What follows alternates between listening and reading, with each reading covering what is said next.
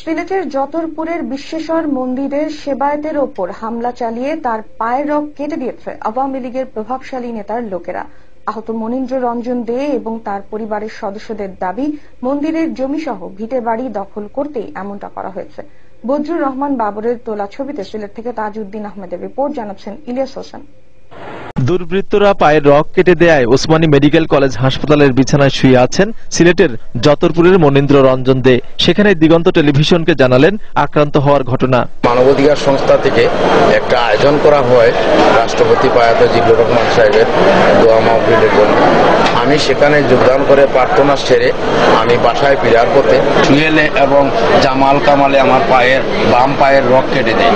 মনীন্দ্রের অভিযোগ, তার বাড়িঘর ও মন্দিরের জায়গা দখলের জন্য সরকার দলীয় দুর্বৃত্তরা হামলা চালায়, অথচ এই ঘটনার পর জামায়াতকে জড়িয়ে সংবাদ প্রচারের অপচেষ্টা হয়েছে। আইনি লড়াইয়ে পরাজিত হয়েই হত্যার উদ্দেশ্যে হামলা চালানো হয়েছে বলে দাবি মনীন্দ্রের। জামাল চৌধুরী, তার এক নাম আছে কুত্তা চৌধুরী, সে আওয়ামী লীগের নাম বিক্রি করে সে এই কামগুলা করছে। বিশ্বেশ্বরজির মন্দির উচ্ছেদ করার লাগে, আমার বাড়িঘর কীর্তি সম্পদ লুটপাট করার জন্য আমার বিভিন্ন সময় মামলা মোকদ্দমা হয়েছে। সে মামলায় আইনিভাবে লড়াই করে পারে নাই। এখন সে আমাকে জীবনের নিঃশ্বাস্য ভাবে আমার হত্যা করার জন্য লিপ্ত রয়েছে এবং জামাতের উপরে দুঃস্থা পাইয়া। এদিকে মনীন্দ্রের স্বজনরা বলছেন, হামলার ঘটনায় থানায় মামলা হলেও এখন পর্যন্ত কেউ গ্রেপ্তার হয়নি। হামলা করিয়া এই আগত করছে, ওসমানী মেডিকেল ভর্তি আছেন, গড় দরজা ভাঙছে, বহুত কিছু করছে। জীবন ও সম্পদ রক্ষায় প্রশাসনের হস্তক্ষেপ কামনা করছেন সংখ্যালঘু পরিবারটি।